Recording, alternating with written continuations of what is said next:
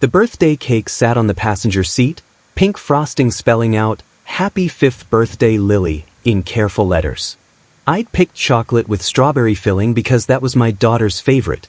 I was smiling as I pulled into our driveway, already imagining her face when she saw it. Then I saw the suitcases. 3 expensive-looking bags lined up by the front door like soldiers. Ava stood beside them, wearing a dress I'd never seen before, her hair done up fancy. She wasn't crying. She looked calm, almost relieved. "We need to talk," she said as I got out of the truck, still holding the cake box. I remember thinking stupidly that maybe she was going on a trip. A work thing. Something normal that would explain the coldness in her voice. "I'm leaving, Liam. This life, it's suffocating. I met someone who can give me the world, not just this." She gestured at our modest house, at my work truck with sawdust still clinging to the wheel wells. "I deserve more than this." A black luxury car pulled up to the curb. The driver got out, a tall man in an expensive suit. He didn't look at me, just opened the trunk and started loading Ava's bags. "Mommy!" Lily appeared in the doorway, still in her pajamas. "Are you going somewhere?" Ava's face twitched, but she didn't move toward our daughter. "Mommy needs to go live somewhere else for a while, sweetheart." "But it's my birthday party tomorrow," Lily said, her voice getting smaller. "You promised to help with my dress." "I'll send you something pretty." Ava picked up her purse, checking her reflection in a compact mirror. "You'll understand when you're older." The man in the suit, Dominic, I'd learn his name later, finally glanced my way. His look said everything. He'd won. He was taking my wife, and there was nothing I could do about it. As the car pulled away, Lily ran to me, sobbing into my shirt. I stood there holding the birthday cake and my crying daughter, watching my marriage disappear around the corner. "Daddy, why doesn't Mommy want our life?" I had no answer. Please like and subscribe to our channel and write in the comment where you're listening from. The first month was survival. I woke up at 5 to make Lily breakfast before my job at the construction site. Picked her up from kindergarten at 3. Made dinner. Helped with homework she was too young to really have. Read bedtime stories until she finally stopped asking when Mommy was coming home. My small carpentry workshop sat unused in the garage. The custom orders I'd been working on sat half-finished, deadlines blown. I called every client personally to apologize and return their deposits. At night, after Lily finally fell asleep, I'd sit in that garage and just stare at my tools. This was supposed to be my dream, building beautiful things with my hands. Now it felt like a luxury I couldn't afford. The preschool teacher pulled me aside one day. "Lily's been having some trouble adjusting. She's withdrawn, won't play with the other children. Have you considered therapy?" I sold my vintage truck the next week. The one my father had given me, the one I'd spent 3 years restoring. It paid for 6 months of child therapy and bought us 3 months of breathing room. That's when the letter arrived. Ava's lawyer used fancy words, but the message was clear. She wanted to revise our custody arrangement. She claimed my unstable financial situation and inadequate living conditions weren't suitable for Lily. I hired the cheapest family lawyer I could find. He was honest, at least. "She's got money now, Liam. That means better lawyers. We'll do our best, but prepare yourself." The courtroom was sterile and cold. Ava arrived in designer clothes I recognized from magazine ads. The woman who used to wear my old flannels around the house was gone, replaced by this polished stranger. Her lawyer painted me as a struggling single father, barely making ends meet. He showed photos of our modest house, pointed out the worn furniture, mentioned my inconsistent income from carpentry work. "Your Honor," he said smoothly, "Miss Sterling simply wants what's best for her daughter. A stable environment with adequate resources." My lawyer did his best, but we both knew the truth. I was outgunned. The judge granted Ava increased visitation. Every other weekend, unsupervised. I had to hand my terrified daughter over to the woman who'd abandoned her. The first weekend Lily came back, she was different. Quiet. She went straight to her room and wouldn't tell me what was wrong. Finally, at dinner, she whispered, "Uncle Dominic's house is really big, Daddy. But it's cold." And Mommy was busy with her friends the whole time. They just put me in a room with toys. That night, after she fell asleep, I went to my workshop. Really looked at it for the first time in months. The half-finished projects. The designs I'd sketched before everything fell apart. The dreams I'd put on hold. I pulled out a fresh piece of paper and started drawing. Not just furniture this time. Something bigger. A vision of what I could build if I stopped just surviving and started fighting back. Not with lawyers or arguments. With the only thing I'd ever been truly good at. I would build a life so solid, so undeniably successful, that no one could ever question my ability to provide for my daughter. The years blurred together in a haze of sawdust and determination. I took every commission I could find, working 18-hour days while Lily was at school or with Ava. Started small, coffee tables for local shops, bookshelves for the library. But I never compromised on quality. Every joint was perfect. Every finish was flawless. Word spread. A boutique hotel owner hired me for their lobby furniture. That led to a restaurant redesign. Then a law firm wanted custom conference tables. Each job was bigger than the last. Lily grew up in that workshop. She'd do homework at my workbench, help sand the easy pieces, learn the names of different woods. On her 10th birthday, she asked for her own set of tools. The custody battles continued. Every year, Ava would file some new motion, try some new angle. But each time, I had more to show. More stability. More success. I incorporated the business officially. The Oak and Nail Studio. Hired 2 assistants. Moved us into a bigger house with a proper workshop attached. Nothing fancy, but solid. A business magazine did a feature. The Artisan Next Door, How Traditional Craftsmanship is Making a Comeback. My phone didn't stop ringing for a month. 6 years after Ava left, my secretary transferred a call. Professional voice, corporate polish. Mr. Carter, I'm calling on behalf of Titan Ventures. We're a development firm specializing in luxury commercial properties. I almost hung up. Corporate jobs usually meant cutting corners to meet budgets. That wasn't my style. We've been following your work, she continued. We're breaking ground on a new headquarters building, and we want something special for the interior. Not just furniture, but a statement piece. Art that speaks to permanence and integrity. The budget she quoted made me set down my chisel. It was more than I'd made in the past 2 years combined. We'd like you to meet with our CEO to discuss the project. I agreed before I could talk myself out of it. The Titan Ventures office occupied the top 3 floors of the highest building downtown. Glass and steel everywhere, the kind of place that made my work boots feel out of place. The CEO's assistant led me to a corner office with a view of the entire city. And there he was. Dominic. Older now, some gray at his temples, but unmistakably the man who'd driven away with my wife that day. He stood, extending his hand with a bright smile. Mr. Carter, I'm such an admirer of your work. That hotel lobby you did, the one with the floating staircase? Absolutely stunning. He didn't recognize me. Why would he? I was just the carpenter husband, glimpsed once through a car window 6 years ago. I'd been nobody to him then. I shook his hand, my mind racing. Every instinct screamed to walk out. But something kept me in that chair as he pulled up architectural renderings on his screen. I'm building a legacy here, Dominic said, gesturing at the designs. Something that will outlast me.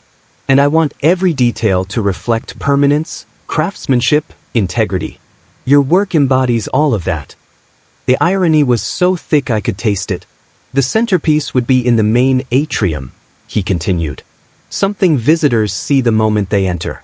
I was thinking a sculptural element, maybe incorporating natural wood with modern design. I found my voice. What's your timeline? 18 months from contract signing. The budget is flexible for the right vision. I should have said no. Should have told him who I was and walked out. Instead, I heard myself say, send over the contract.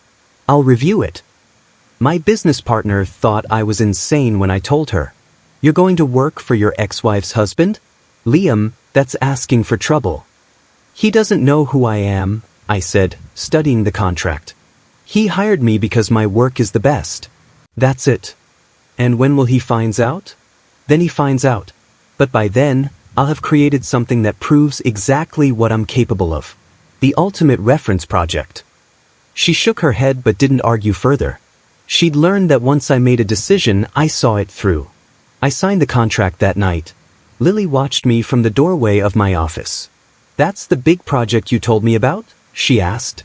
She was 11 now, sharp and perceptive. "Yes, sweetheart." "Is it for Mommy's husband?" I'd never lied to her. "Yes." She was quiet for a moment. "But show him what he missed when he took her away from us."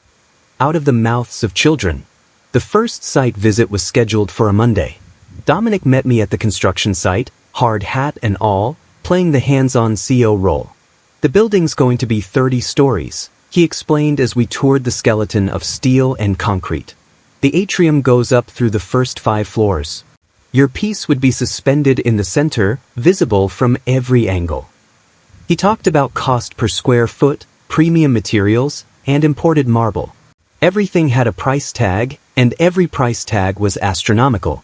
"My wife is actually the one who suggested hiring an artisan," he mentioned casually. "She said we needed something with soul, not just expensive.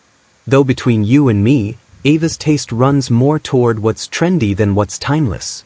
I managed to keep my face neutral. "Your wife has input on the design?" "She likes to think so. She's actually coming by today to see the space." He checked his watch. "Should be here any minute." My stomach dropped. I was studying the atrium space, mentally calculating dimensions, when I heard heels clicking on concrete. Turned around and there she was. Ava looked good. Expensive clothes, professional styling, the kind of polish that money could buy. But when her eyes met mine, all that polish cracked. She froze mid-step. "What is he doing here?" Dominic looked confused. "Ava, this is Liam Carter, the artisan I told you about. The one who's going to create our centerpiece." "I know who he is." Her voice was ice. "He's my ex-husband." The silence that followed could have lasted seconds or hours. Dominic's face went through several expressions: confusion, realization, discomfort. "You hired my ex-husband," Ava said slowly, "to work on our building." "I hired the best craftsman in the region," Dominic corrected. "I didn't know about your connection." She turned to me. "You need to quit this project." "I signed a contract," I said calmly. "I intend to honor it." "This is completely inappropriate." "Tell him, Dominic." But Dominic was looking at me differently now.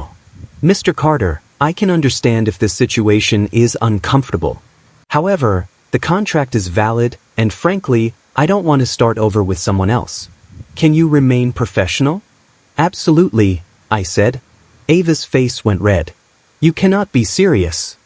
"It's business, Ava." Personal feelings aside, I hired him for his expertise.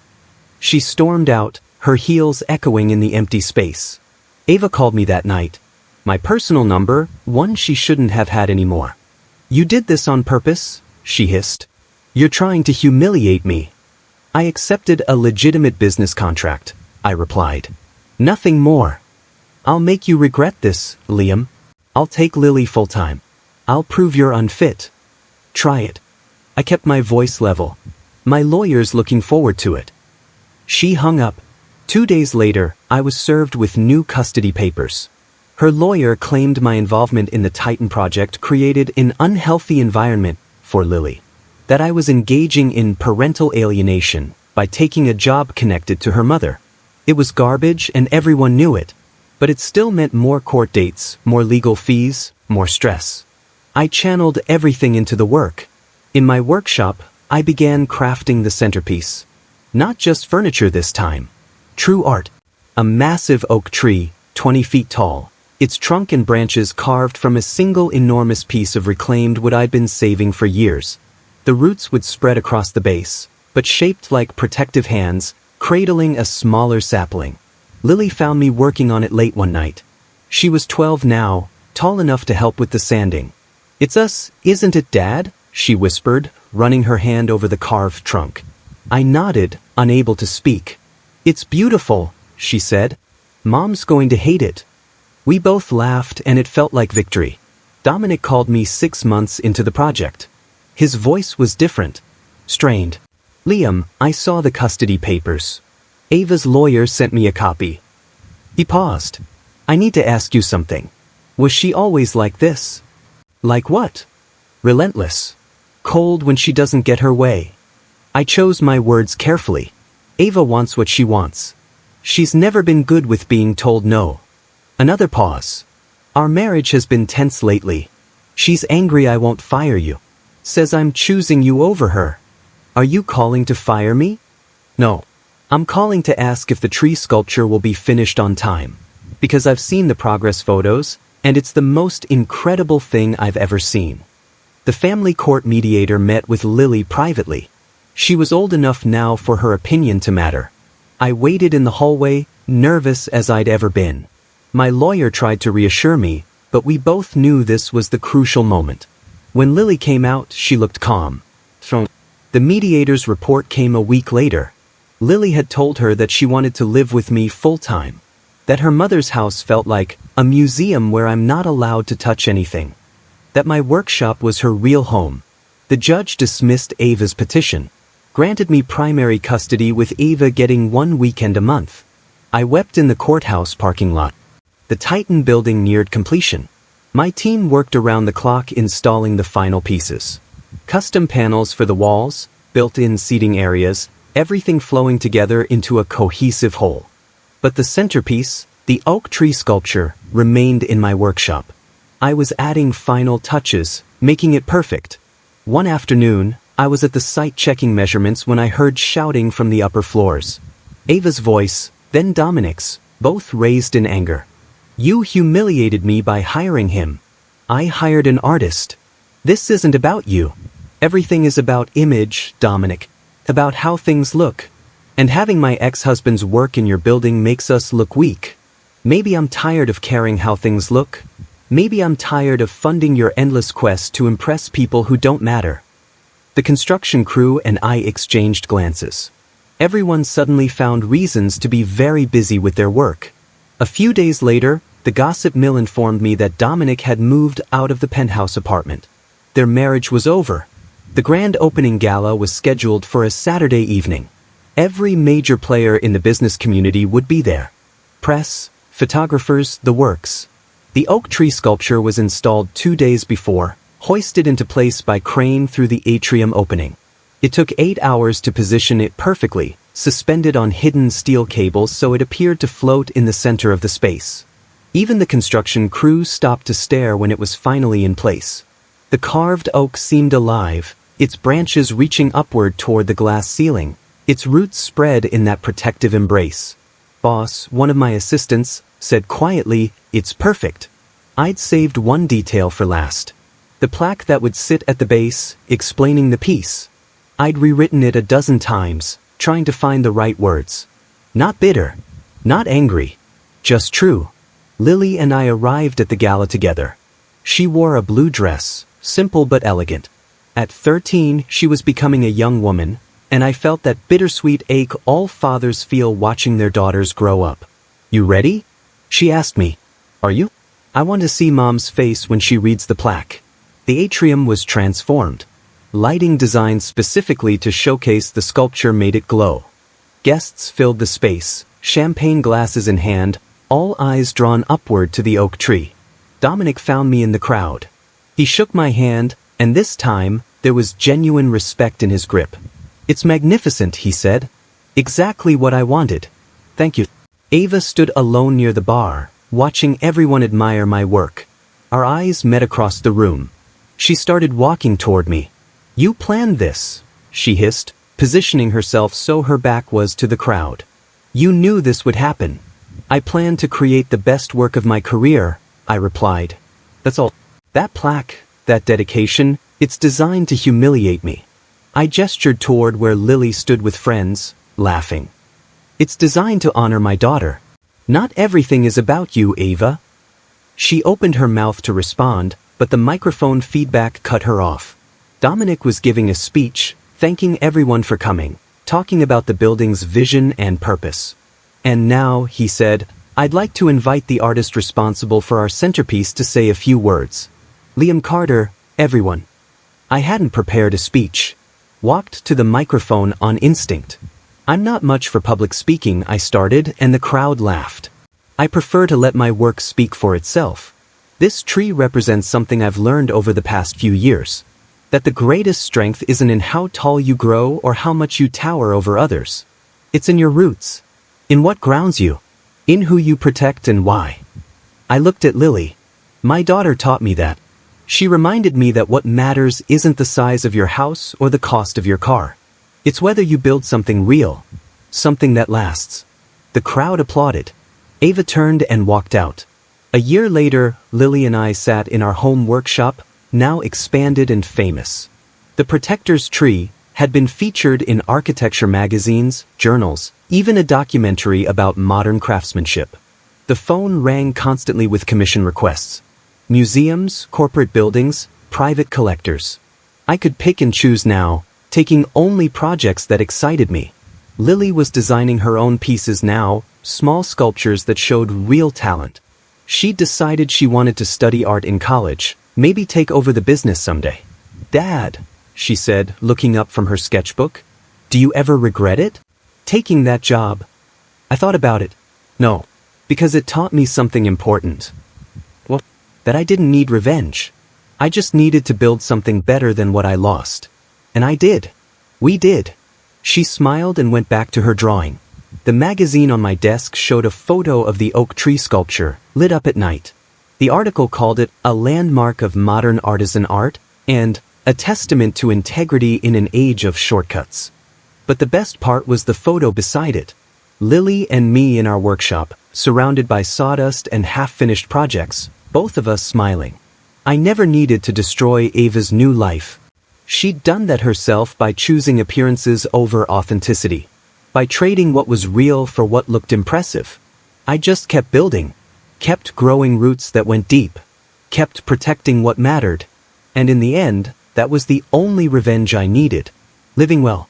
Building better. Being there. The rest took care of itself. 3 years after the gala, Dominic reached out one final time. Not for business. He wanted to apologize. I should have recognized you that first day, he said over coffee. Should have been honest about who Ava was. She sold me a fantasy too, you know. Took me years to see through it. We all see what we want to see, I replied. That sculpture, the tree. I walk past it every day. And every day it reminds me of what I nearly helped destroy. He shook his head. You're a better man than me, Liam. I'm just a carpenter who loves his daughter. We shook hands. I never saw him again. Lily's 16th birthday fell on a Saturday. We spent the morning in the workshop, her helping me with a commission for a children's hospital. A reading tree, branches shaped like book pages, benches hidden among the roots. You know what I realized? She said, carefully sanding a difficult curve. Mom didn't leave us. She left herself. The real version. And she's been trying to find it ever since in all the wrong places. When did you get so wise? I had a good teacher. That night, just the two of us, we had chocolate cake with strawberry filling. Same kind I'd bought for her 5th birthday, the day everything changed. Make a wish, I said as she leaned over the candles. She closed her eyes, then opened them and smiled at me. I don't need to. I've got everything I want right here. We ate cake and talked about her plans for college, about the new designs she wanted to try, about everything and nothing. Later, cleaning up, my phone buzzed. A museum curator from New York wanted to discuss a major installation, the kind of opportunity I dreamed about 20 years ago. I looked around our workshop, at the life we'd built with our own hands. At my daughter, happy and whole and strong. Ava had left for a better life. But she'd never understood that better wasn't measured in money or status or appearances. Better was this. Right here. Real love, honest work, and roots that went deep enough to weather any storm. I texted the curator back. After all, I had a few more things to build.